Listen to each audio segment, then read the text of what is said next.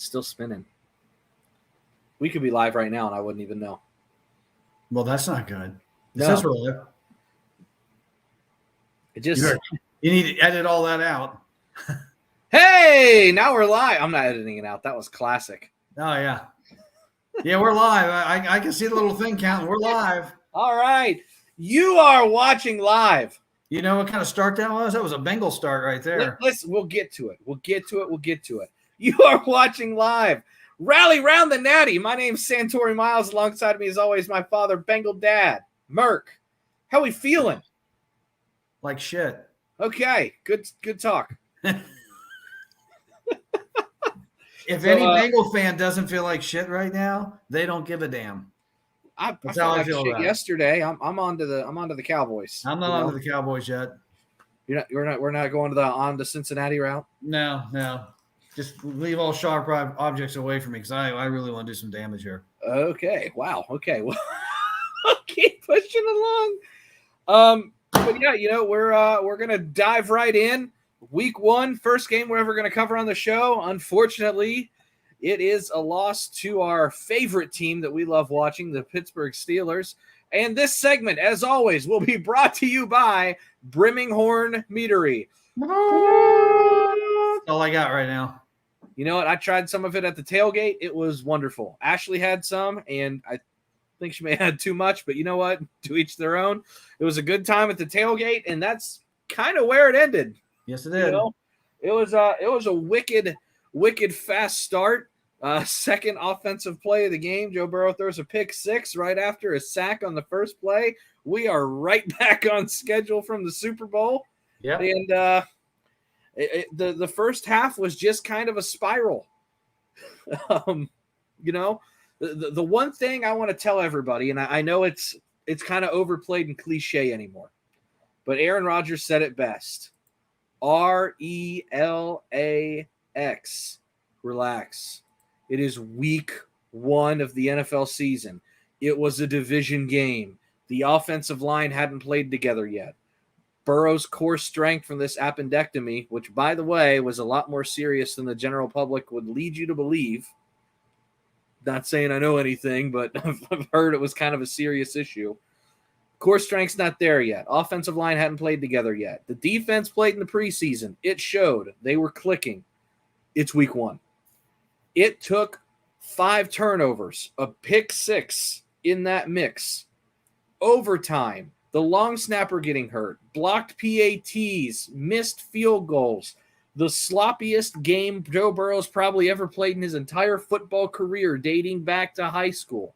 It took all that for the Steelers to win by a field goal at the gun at the end of overtime. That shit matters. Relax. You're going to be fine. It's going to take time.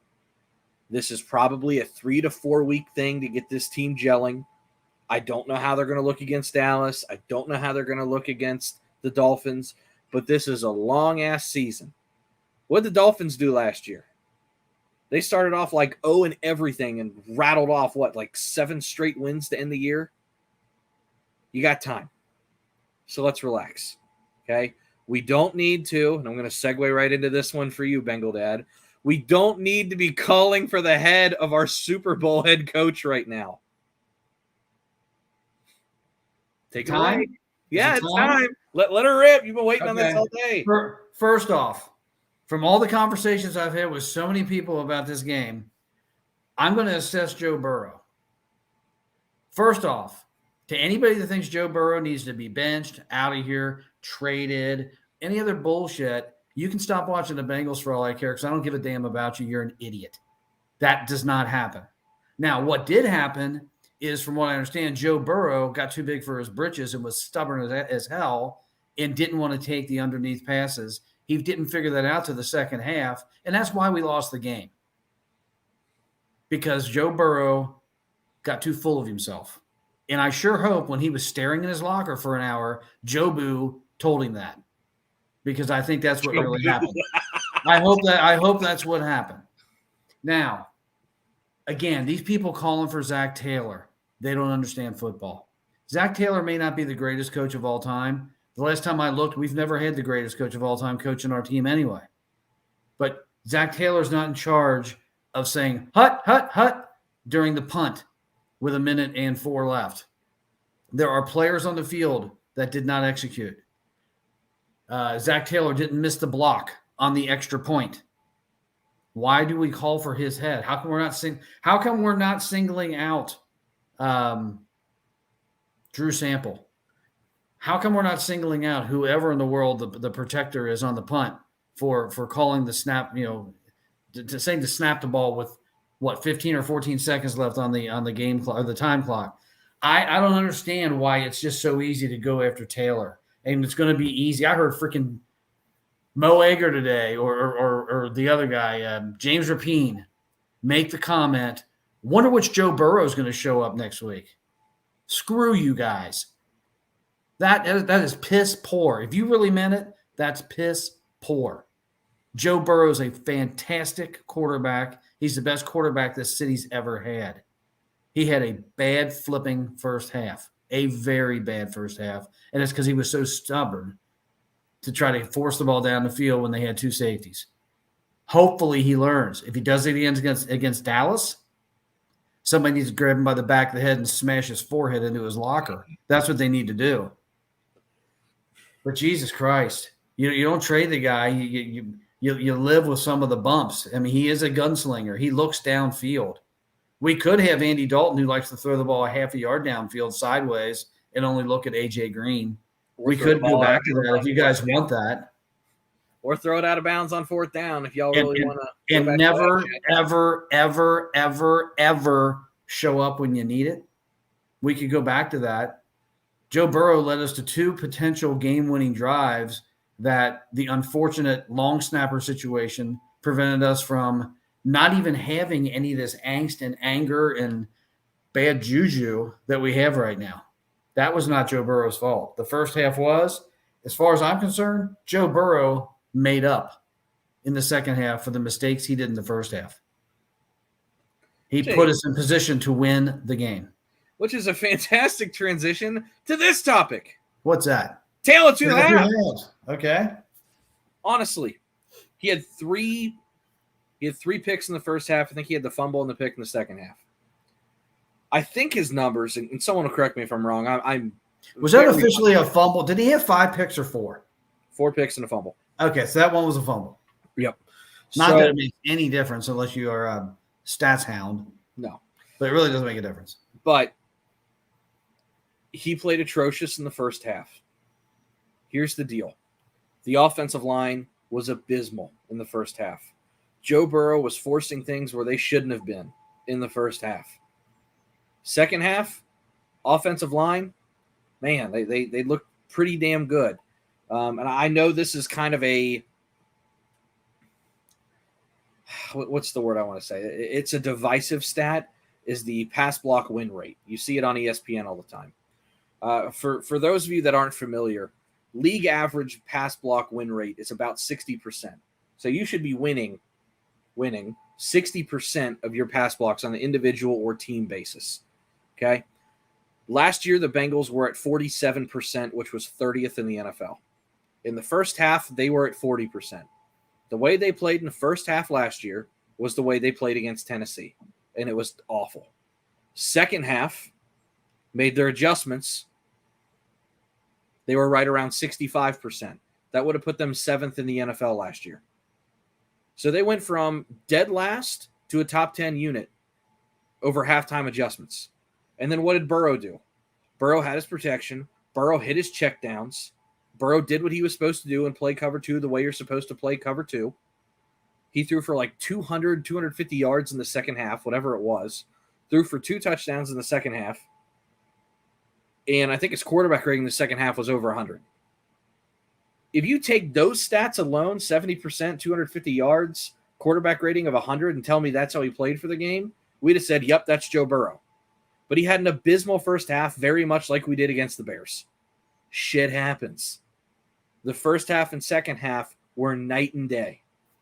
This has always been a second half team. Zach Taylor went in. Pollock went in. They made their adjustments. And it was because of Pollock, Taylor, and Joe Burrow that you even had a chance in the second half. not including what we're getting ready to talk about, which was the defense, which I kind of want to transition to the pros here. I think you and I will both agree. Pros versus cons, defense was fantastic in that game. My only knock on the defense is they got no turnovers. And boy, we sure could have used one from Flowers in that overtime. Yeah, that ball hit him almost in the breadbasket, a little behind him. But that was the one thing that bothered me about that game is every time Pittsburgh got close to a ball, they picked it. They weren't dropping anything. And we have an opportunity right there in overtime to at least prevent the loss, and we drop it. So what's a pro from you for this entire game, beyond the defense? Because I got another one. I mean, I have to say, obviously, Joe Burrow in the second half was a pro. That was good. McPherson kicking a 59-yard field goal. I mean, that was pretty damn good. Boy, that's another one. Anybody blames McPherson for this? Go find another team to root for because you're an idiot.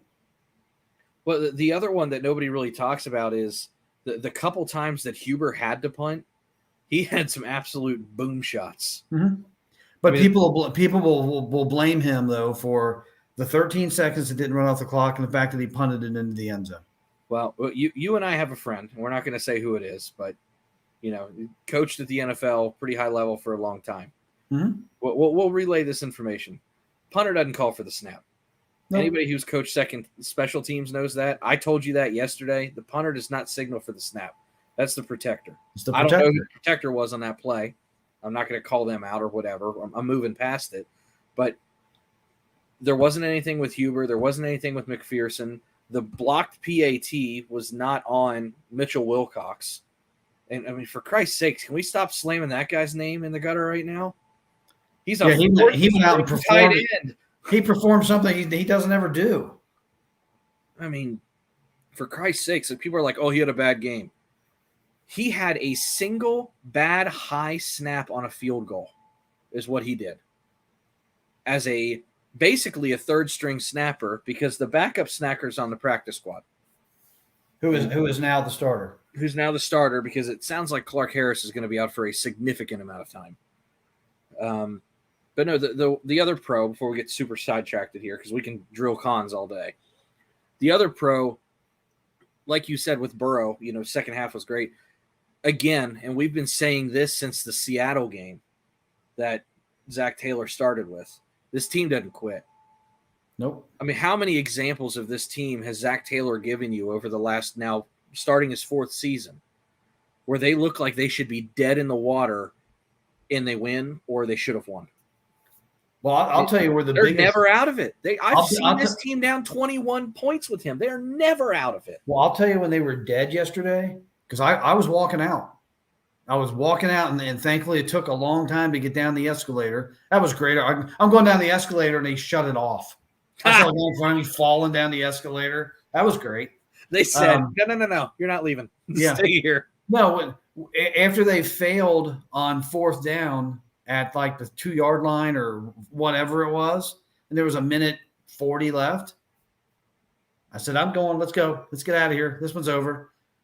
And all of a sudden, in a matter, I don't know what the freaking Steelers did. I didn't see those plays, but all of a sudden we've got the ball at the 40, at the 40-yard line with like a minute 25 to go. Do you want to know what happened? I think they threw an incomplete pass in there, didn't they? They threw an incomplete pass. And at one point, they ran the ball with Najee Harris, and he got hurt. And they had to burn their own timeout. Can we talk about that guy too? We will in a minute. But they had to burn their own timeout for an injury, and then there was another incomplete pass. We didn't. I think we maybe used one timeout in that entire sequence. Yeah. They were abysmal. I don't know. You want to talk about bad play callers? Matt Canada for Pittsburgh might be the worst play caller in the history of the NFL. But nobody will say that because they won. He's fucking brutal. You want to talk about a team that had to get all of their points off trick plays and reverses? Mm-hmm. How many times did we see your favorite running back run into a fucking brick wall after 1.5 yards? Najee Harris. I mean, my God. I know he's hyped. He's talented. I genuinely like Najee Harris. It's really, really hard for me to say that about a Steeler, but I liked him before when he was, tearing it up in college. He's a great kid. He's humble. He works hard. I love everything about him. He hasn't shown me a damn thing except getting 1,200 yards on like 500 touches last year. Yeah, I'll tell you one thing he's not. He's not a good football player. I can tell you that. He just doesn't have the NFL vision. It's like watching Trent Richardson, just done. There are guys that, and maybe this is just because their line's terrible. I'm still waiting to see when Pittsburgh fixes their line because they're right with us. Call that what it is, spade a spade. Their line's terrible. Somehow they have a terrible line, and we didn't touch Trubisky other than the one time in the end zone. Well, that's because they were doing quick throws all day. They didn't give him time to throw. It was in and out. Anywho, with Harris, man, it's like watching Trent Richardson. You know, I know he doesn't have many lanes, but I'm going to name a couple guys right now. When Willie Parker touched the ball, every damn time I held my breath and was scared shitless. When Najee Harris touches the ball, I go, okay, he's going to get tripped up by the first guy. There's no concern. He might get a lane. There might be a cutback. He might finish a run strong, but there's no home run threat there. There's nothing that bothers me about Najee Harris. It's like watching Pirine. Truly. Yeah, it's very much like watching Samaje Pirine. And we hate Pirine. People here want him gone. It's the same damn running back. It's an oversized guy who can catch and get 2 yards if you need it. That's it. Hey, speaking of running backs, we're way off the pros topic right now. Our boy, number 25, Mr. Evans. Jesus Christ. I know what his football card's going to look like. Yeah. That's what he does. Touchback. That is his contribution to the football team. That's it. What is it? They sure couldn't have used him late in that game with fresh legs on some screens and swing passes, could they? I mean, is it because he's the kick returner and they don't want to lose their kick returner who never returns kicks because they kick returner is the least important. The kickoff returner is the least important player on the team. The least. If you're worried about that, and I don't know if that's what it is, that's just a speculation. If you're worried that, I don't want to use Chris Evans because he might get hurt in the return game, just stick some guy back there that's okay watching the ball go out of the back of the end zone. Because that's what's going to happen. If on the off chance the ball bounces at the 2-yard line, let it roll into the end zone and have him fall on it. It's touchback. You don't have to return the ball. I would prefer just to be guaranteed to start at the 25-yard line every single time. Half the time there's a kick return, there's a holding penalty. There's a holding, and then it's back to the 12-yard line. Right, like I don't care. I don't understand the concept of having somebody like Chris Evans, who we know what he can do. He's a great receiving threat. He'd have been a better receiver out there toward the end of the game than half of those jackballs that were lining up. And they just don't use him. I don't get it. And the other one's Dax Hill. He had 6 snaps. He was a fucking superhero in preseason, and then, nope, nothing. Not that we needed him in that game, but my God, there was some personnel usage that I was a little pissed off about. We'll use that for our cons. Yeah. Personnel. No Chris Evans. No Dax Hill. Pirine in there every other pass blocking play. Here's one that does buck me a little bit. It kills me.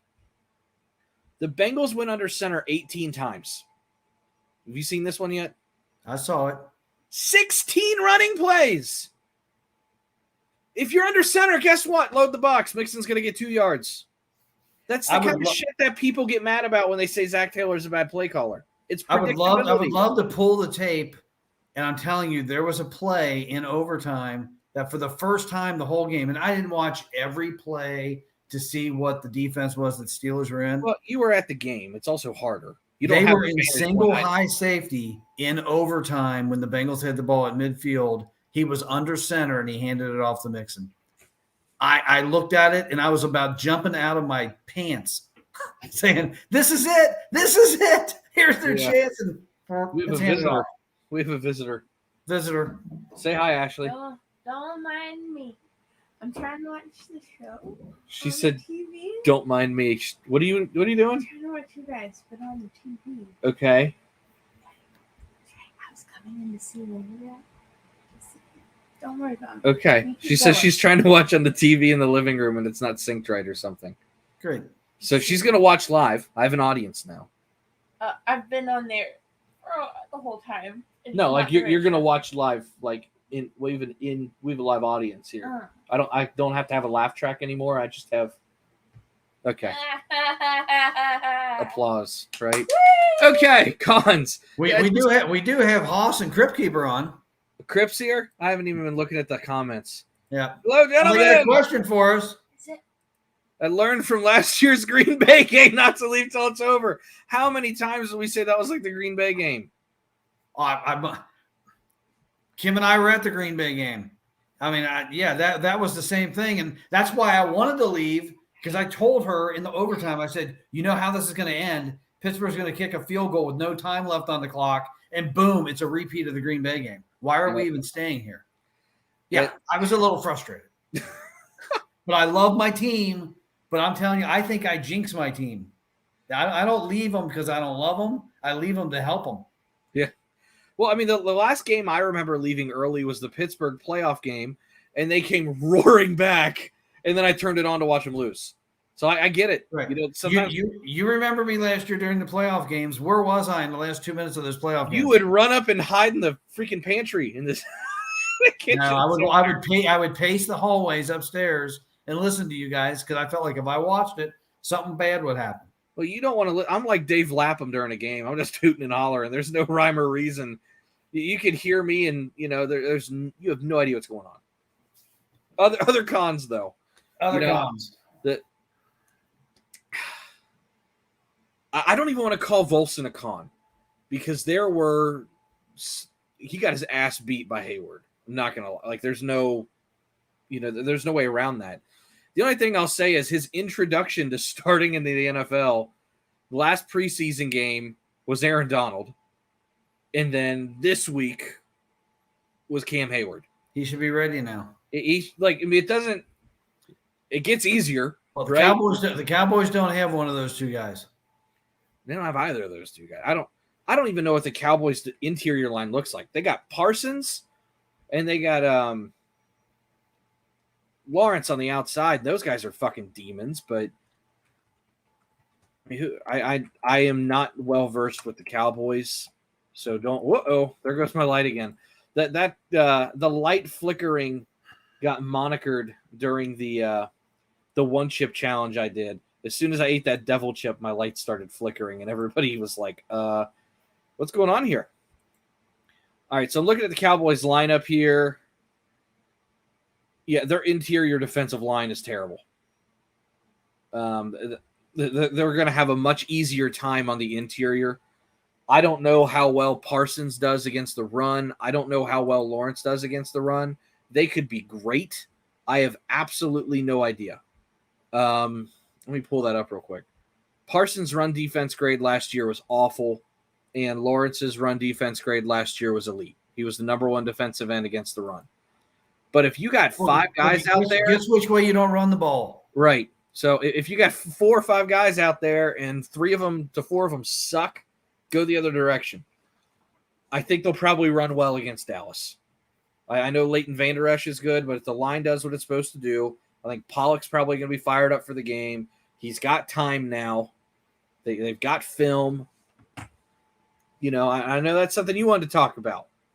Frank Pollock. Well, my comments on Frank Pollock right now are I'm gonna withhold any criticism. We're not going to rip him. Huh? We're not going to rip him. No, we're not going to rip make a him, but I'm statement that's telling you, 100% true. If he doesn't have this offensive line playing at a level that you can have confidence in by maybe weeks 6 or 7, he ain't all that in a bag of chips. He's got a couple guys that have been Pro Bowlers now. He's got a 4th-year or 5th-year guy in Jonah Williams who ain't bad. He's only got one rookie on that line. He's got Leo Collins.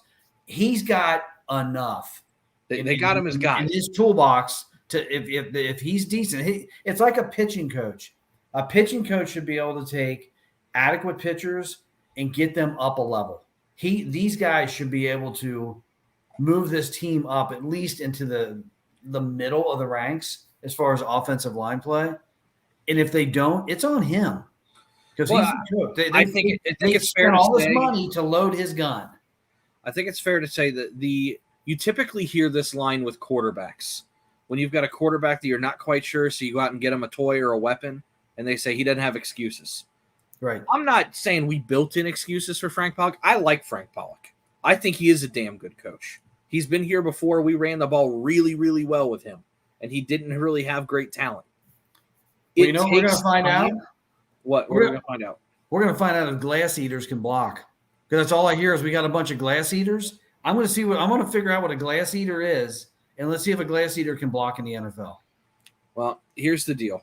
Do you know the difference between, like, if I pull up Pro Football Focus grades? I know a lot of people don't like Pro Football Focus. I know some people say it's good. Some people say it sucks. Some people rely too much on it. I just use it as one of many tools. There's one stat in there called a true pass set. Do you know what a true pass set is? No, I don't. No play action, nothing gimmicky. It is, drop back, regular pass. There's no misdirection. It is just pass block, okay? There were 44 true set pass blocking reps in that game, okay? Mm-hmm. All 5 guys had all 44. Kappa, Karras, Volson, Williams, and Collins. Ted Karras, center. And you know how they do Pro Football Focus grades. On true pass blocking sets, Ted Karras had an 85 grade. That's really fucking good. Like, it is really, really hard to get that grade. Okay? Kappa, 78. Jonah Williams, 76. Volson, 75. Collins was a 50. 4 of the 5 guys were playing at a damn good level. Was Collins going against TJ Watt? Yes. So I'll give him a break. Well, I've seen some people on Twitter that seem to think that he's out of shape. Well, he might be. He didn't get to do anything. He was rehabbing his back. He's had a back problem. You can't do a lot of exercising with a back problem. So here, this is a positive. When 4 of your 5 starting offensive linemen are grading in the mid-70s or higher into the mid-80s on true pass sets, you're in good shape. On those true pass sets, they gave up, let's see here, 2 sacks. So the other 5 sacks either came from play actions that didn't work or scramble drill. But when it's just Burrow just dropping back and there's no other wrinkles to it, which was 44 times, 2 sacks on 44 pass drops, that's damn good. Mm-hmm. They've just got to start getting some of these wrinkles out of there. Hey, we better answer the crypt keeper's question. I don't think I agree with him, but I want you got his take here. Oh, the play calling. I don't know what people want. I don't know if they want double reverses and they want sexy plays. I don't know what they want. Here's the thing. I just want points. It's not necessarily anything with the designs. The designs are fine. Everybody in the NFL's got almost the same designs. There's like 4 playbooks in the entire NFL. Everybody just puts their own little touches, wrinkles on it. The issue is, like we said, there were 18 snaps under center and 16 were runs. You can't just you're too predictable. It was like last year when it was 2nd and 8 or longer, there was like an 85% chance they were handing off. If you got teams that know what you're going to do, like we said this last week on the phone. Like I just said, there's like 4 playbooks in the NFL. There's like 3 base defenses. There's like 3 base offenses, and everybody kind of has their own wrinkle to it. It's the teams that keep you on your toes because you don't know what's coming.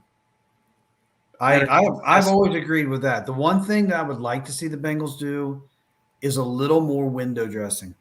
Things that just make the linebackers or anybody on defense back on their heels just a little bit. And Pittsburgh did a much better job yesterday about that than we did because, that one play, I didn't even know who had the ball when Trubisky wound up throwing it like 50 yards downfield.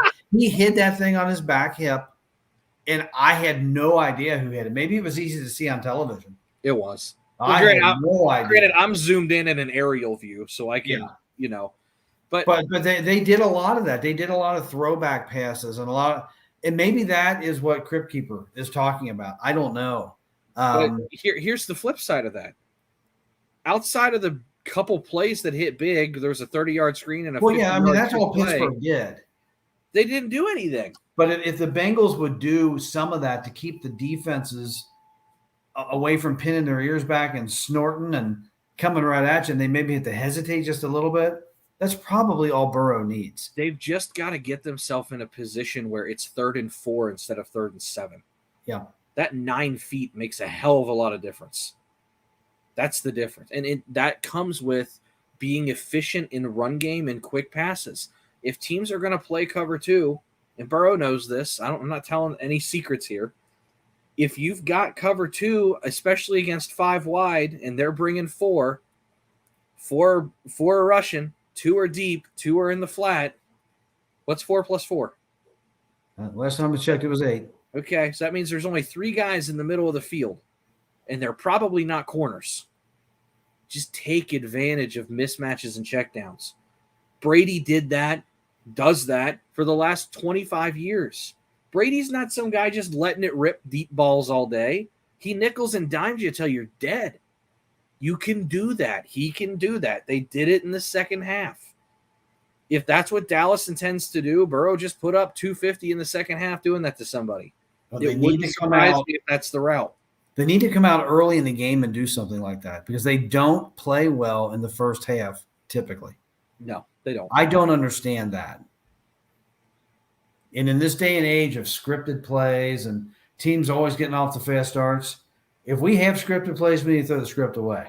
It's not working. It does not even come close to working.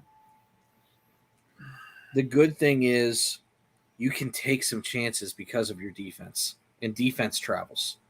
That's not going anywhere. Logan Wilson, again, I mean, he graded in I think he was like an 85. DJ Reader was almost a 90. These guys are playing their ass off.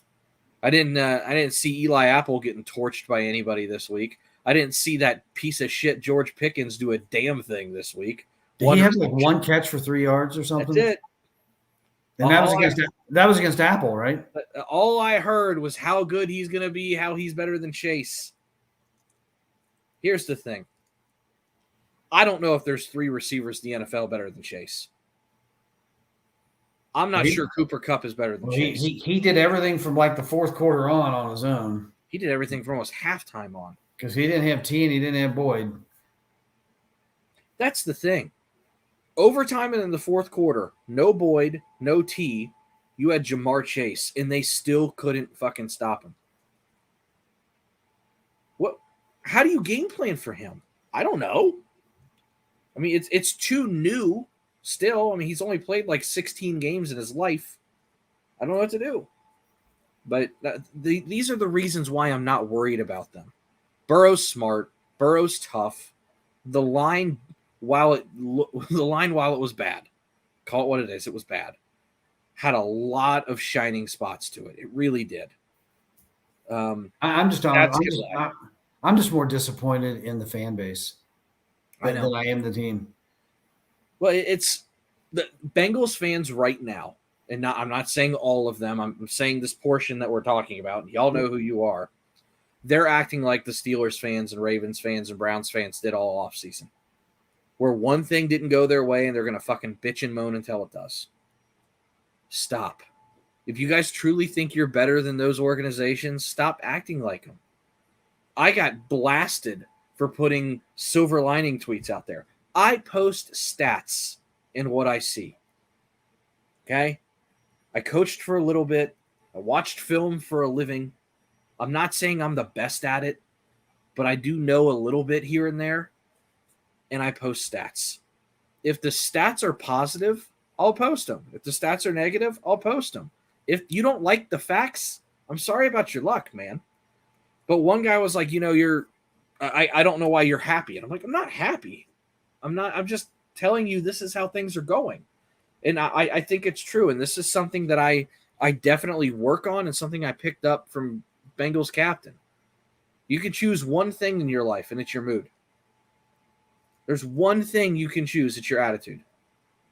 I can sit here and grump, piss, and moan, but that's not what people want to read. That's not what people want to see, and I don't want to be a negative person my entire life. I got 16 more games, and I got Joe Burrow as my quarterback. I've been waiting 7 months to see this. You think I'm going to let one nasty first half and an injured long snapper ruin my year? No. It's like the one guy told you on your tweet where you were like, I'm a Bengals fan. I love this team. I can be pissed, but, let's not overreact. Mm-hmm. And the guy said something along the lines of, if you can't handle people disagreeing with you, get off Twitter. I can handle people disagreeing with me. I disagreed with Kieran today because I was saying how I didn't think some of the Burrow picks were true picks. And then there was kind of semantics of what's a true pick, what's not true. And I just said, Kieran, I love you. I'm not going to argue. I'm just going to agree to disagree. And we shook hands and went about our way. But there are some people that just want to fight, and I don't get it. It's just Twitter's a cesspool. I can disagree with you and still be okay. It's not I can be upset and still be looking forward to Sunday. There's a Monday night game in like 20 minutes. I'm fucking fired up. It's still football season. Football's my entire life beyond my wife. I love it. It's my favorite thing on the planet. I'm not going to let one half against Pittsburgh ruin my entire life. I mean, some of y'all need a reality check. Burrow's great. Taylor's maybe not the best coach in the world, but it's fucking working. They just went to a Super Bowl. They're in every single game. You can't convince me that there's one game on the schedule that you're going to walk into and go, oh, well, they're screwed. Like we did in years past with Marvin. Oh, Monday night against the Steelers, forget it. I get excited for those games now. And y'all have one bad half and you act like the world's ended? Grow the fuck up. You've got a great football team to watch. You're one of 32 cities in the entire world that have the opportunity to even watch and call that a hometown team. Be a little grateful, for Christ's sake. I mean, do you remember how bad the 90s were? Do you remember how bad the mid-2010s were? We can go right back. If you want to fire Zach Taylor, that's 5 minutes away, man. We can make it happen. But come on. Some of y'all need a reality check. I'm done. I agree. I agree wholeheartedly. I have a hard time with the, adjust your attitude because you know me. When the Bengals lose, I shut down. I don't talk. I don't watch football. It ruins my day. Okay, but it ruins. I take it so seriously. But I always get back up on the saddle. But here's I'm ready to go. It ruined your day. It's Monday night. We're on a podcast. We're still going. We still love this team. Some of these people would have just canceled their podcast. They'd have been done. I'm still here. I've been here. I've been doing this 25 years now. You're not getting rid of me. I'm going to die doing this. It's just, I don't understand. What is your expectation? Did you think week one with an offensive line that hadn't played, a quarterback coming off of core muscle injuries against your division rival who's hated you and put a target on your back for the last 9 months with a head coach who's never had a losing season, you were just going to kick their ass? We hope that. But that's not the case. It's week one. Shit happens. And here's the thing, and I'll say this right now, and I'll go on record saying it because I don't care. To the Steeler fans, we'll shut up. We're not going to trash talk anymore. You got your win. We'll see you in a few months. I enjoy the rivalry. Obviously, if I hated it that much, I wouldn't get up for it. But here's the deal. I would be shocked if you have a winning record this year. Tomlin's a great coach. You guys have a great defense.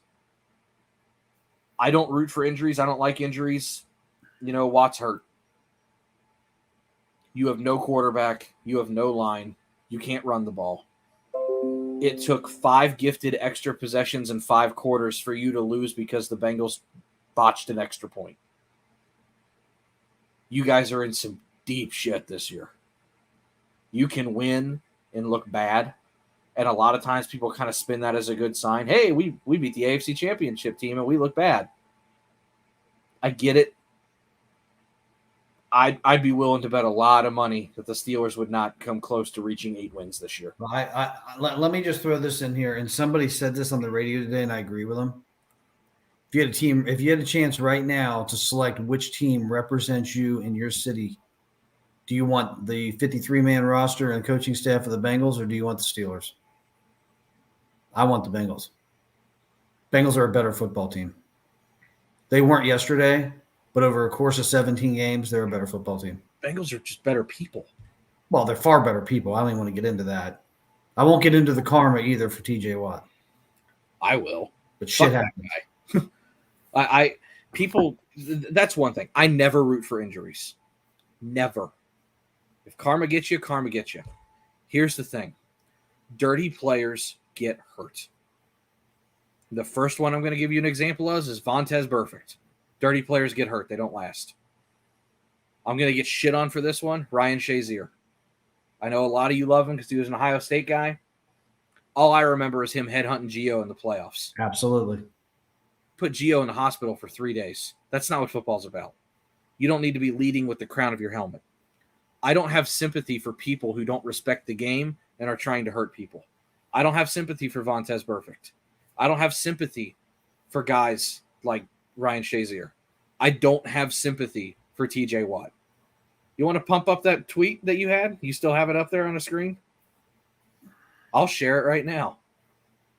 Because the first play any Steelers fan ever brings up is Burfict going after Antonio Brown. That's the first one. You ever say Steelers are dirty? What about Burfict and Antonio Brown? 100%, I agree with you. Burfict was a dirty piece of shit. But you can't tell me, and what we'll show you, there's a great tweet put out there, and we'll make sure we tag the guy, that these two plays aren't absolutely identical. I'm trying to find it. Oh, here we go. I got it.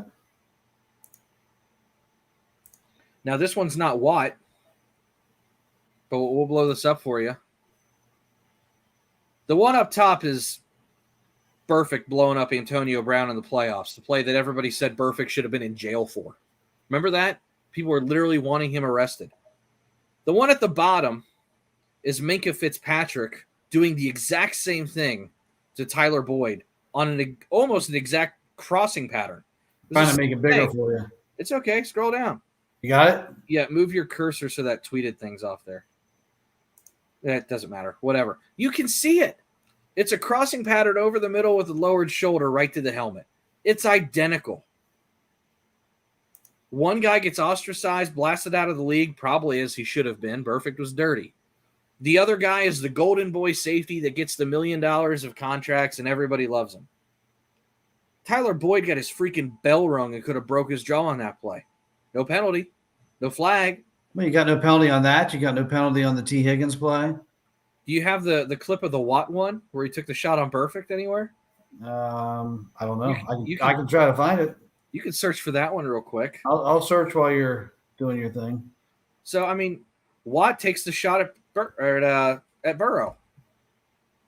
Burrow throws the pick. It's on the pick six, second play of the game, offensive play of the game. You know, Minkah's running up the sideline. Burrow's 30 yards away from the play. TJ Watt is coming back toward the ball, lowers his shoulder, gets him right in his throwing shoulder, kind of uppercuts under his jaw, puts Burrow in a little bit of a spin cycle and blasts him. Can you see that? Yep. So again, when you've got players going out of their way to do baby back bullshit like that, that's a pussy move. Call it what it is. You're trying to do something dirty. You're trying to take your shot. He did it last year. He's done it this year. And you know why it was intentional? Wouldn't Karras have been the guy you were more concerned with making the tackle? The guy further toward the play? Yeah. Who had the better angle? The guy that's a much bigger, stout player.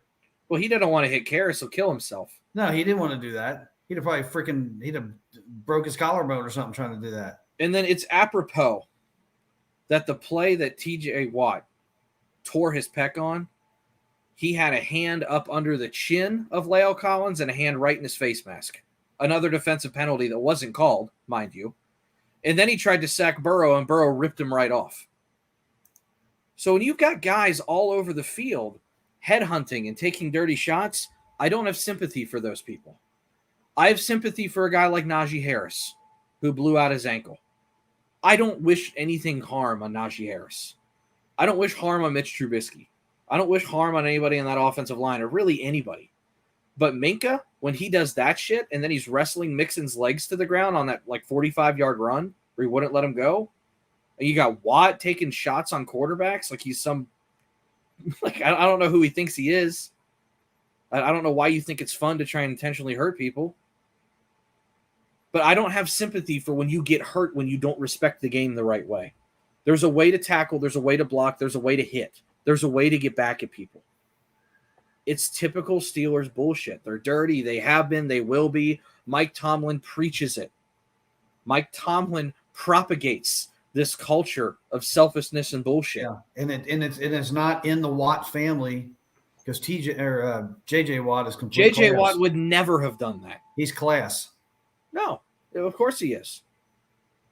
And probably TJ was growing up too. They came from the same family. You typically don't have two brothers that divert paths that way. Mm-hmm. But you've got one guy, not saying that the Texans are a great organization by any stretch of the imagination, but you've got one guy, a class act who does everything he can for his community. You got another guy headhunting people. It's typical Steelers. So I don't have sympathy for when people get hurt. If Watt's out for the year, so be it. Maybe he's learned his lesson. Whoop, we have a Dale sighting. You're not even going to say hi to Dale? That's like your other son, right? Well, no, that would – yeah, well, yeah, I guess. Hey, Dale. Jesus. Man. I'm not in the mood. I'm in a bad mood. Not a bad mood at Dale. I'm just in a freaking bad mood. But it's – I wish speedy recoveries to everybody who's hurt or dinged up. Even TJ Watt. I wish speedy recoveries. I don't want people to get hurt. But I have a lot less sympathy for people who get hurt when they're doing some stupid shit. I mean, it's like I don't even know what it's like. It's just you get hurt doing something stupid. I don't really, dumbass. Look, get better soon, but you're a dumbass. Pittsburgh. Just screw Pittsburgh. I hate them. Just screw them. Just screw Pittsburgh. I mean, you're right though. Oh God, here we go. The refs are paid by the NFL, who run bias around the scenes that want to win. Sorry, I know it's not all rigged or altered. Usually, though, it's the officials. I don't think it's rigged.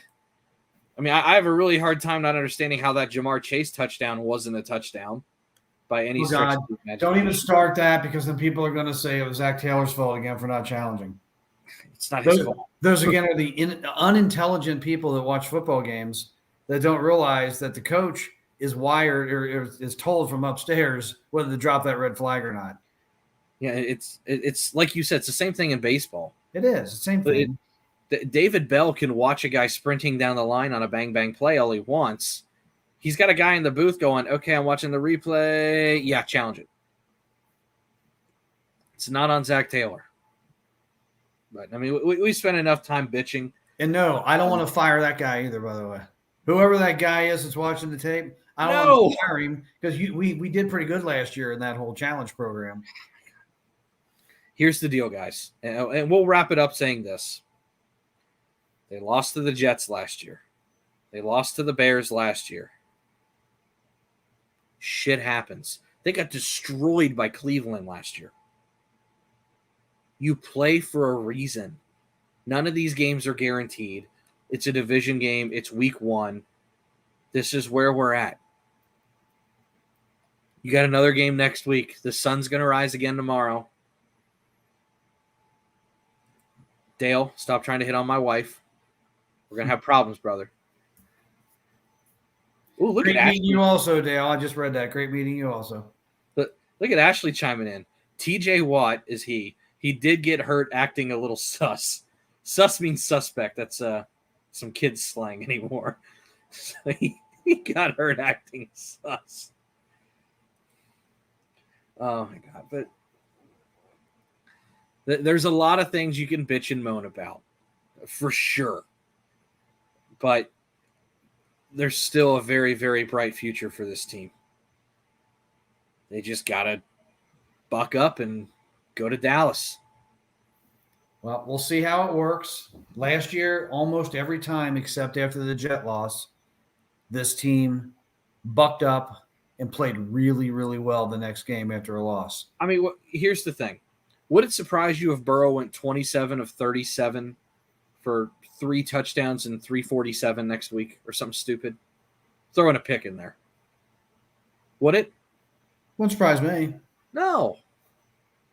I don't really care what the stats are, though. I just want to win. Ashley, what's going on between you two? I know you guys are both from the sticks, but come on now. But no, honestly, and on a much, much happier, lighter note, we are so thankful for everybody that does tune in and watch. We had the opportunity to meet quite a few of y'all down at the tailgate on Sunday. We met Dale, we met Arrow, we met their families. Everybody was so great. We're so thankful to have all of you guys in our lives one way or the other. But it's been such a blessing to meet all of you people and truly get to interact with you guys on a daily basis. And I can't wait for the rest of the season. It's over, moving on.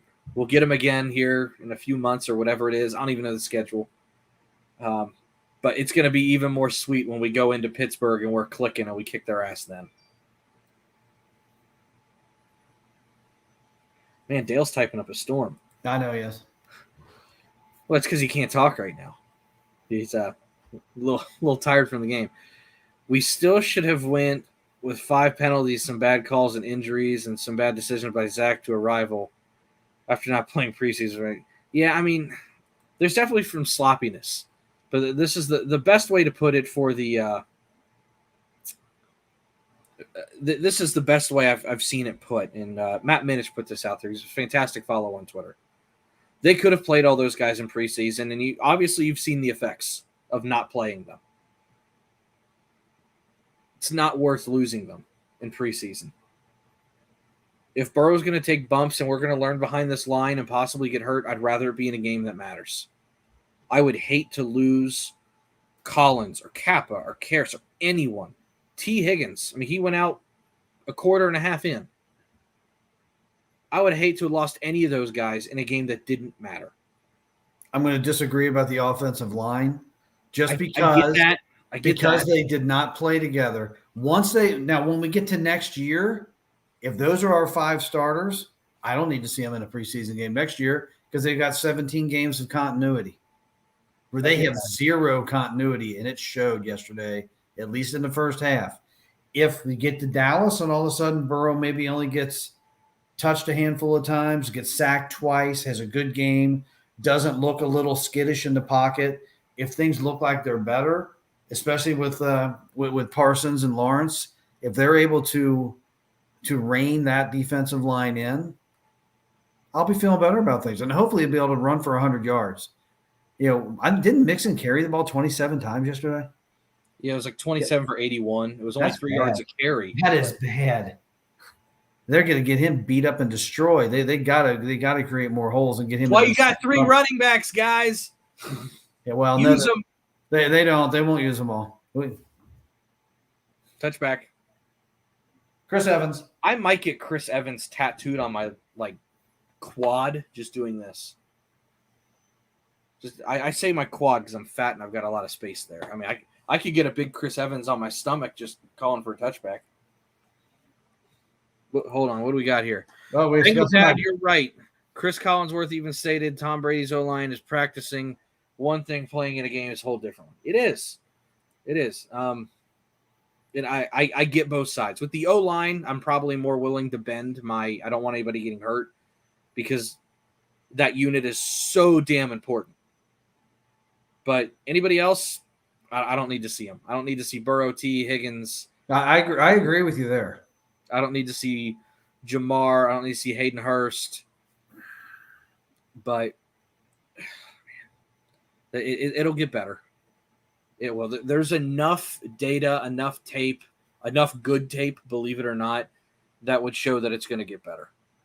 They've got good players. I just want to see how Frank Pollock brings these guys together now that he has actual game footage and he can talk to each of these guys individually and say, okay, on this play, you see what happened.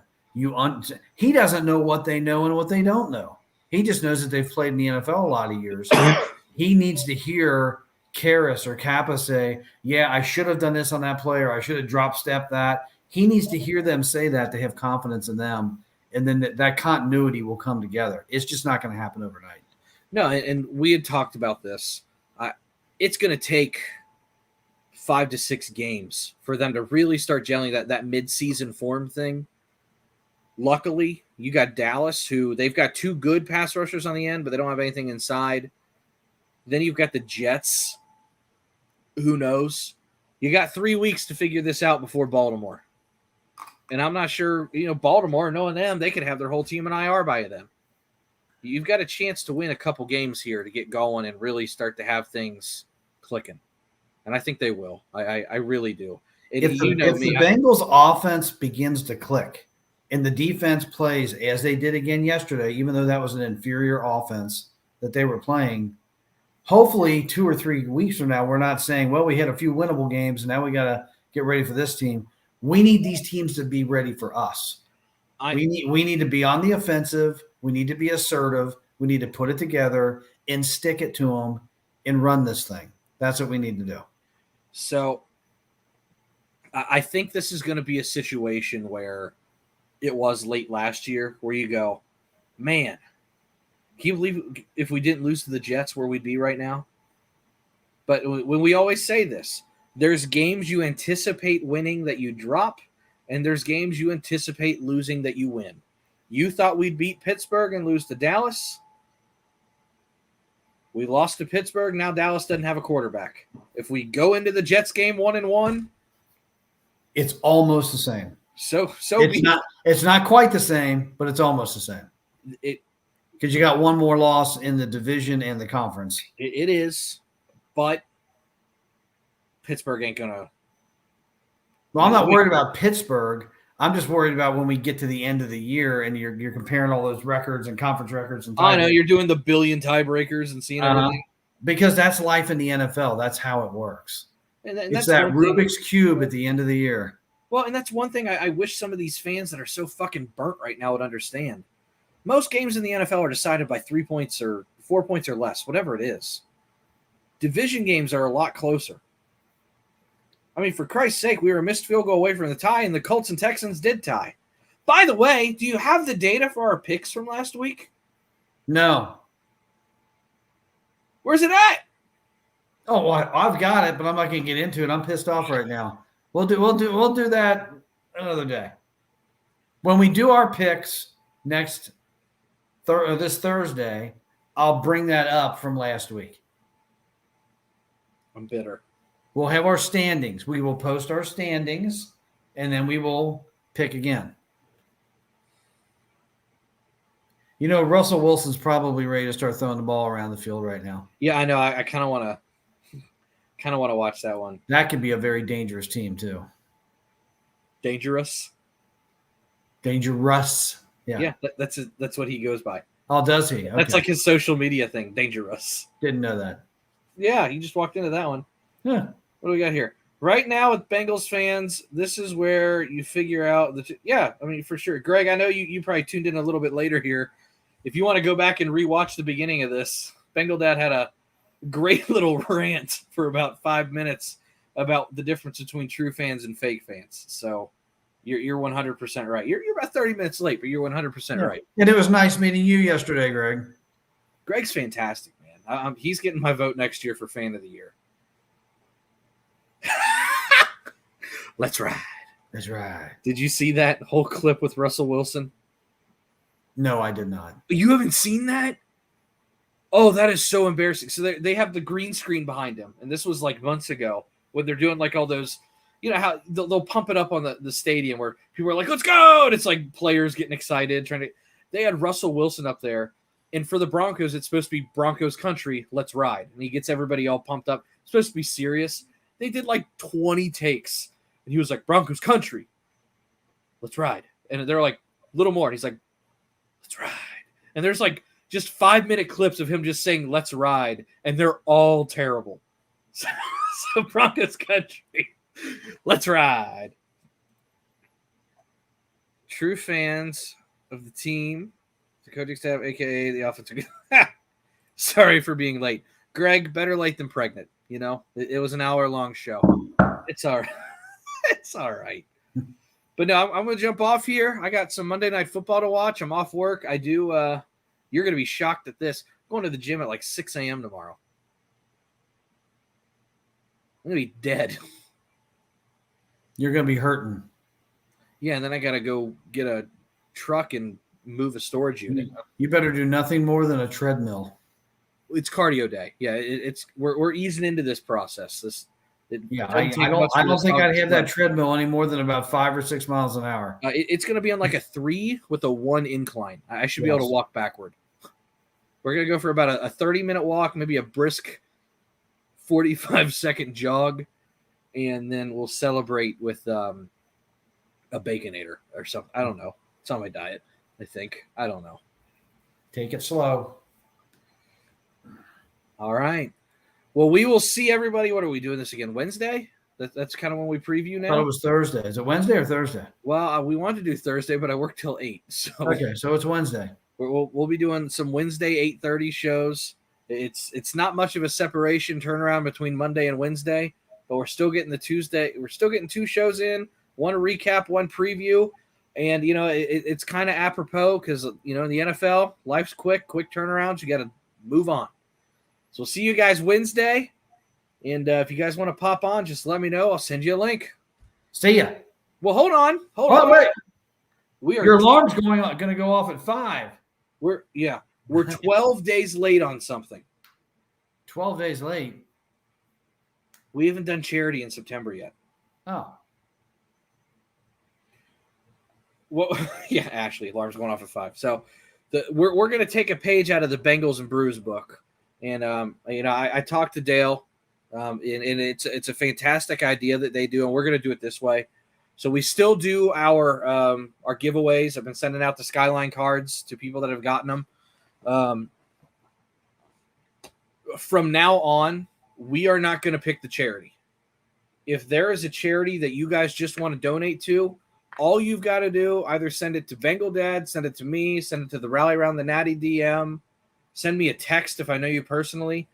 Send me a receipt of who you've donated to, and we'll put you in the raffles. If you guys want to donate to autism awareness, great. Breast cancer awareness, awesome. Hearst Foundation, awesome. Marvin Lewis Community Fund, I don't even know if they're still a thing anymore, awesome. Leave it up to you guys. Donate to the causes you want to donate to. Do good for your communities, and we will keep you guys entered in all of these giveaways that we do. With that being said, you got 18 days for this month. We always keep a running total for how much we've accumulated over the course of the year.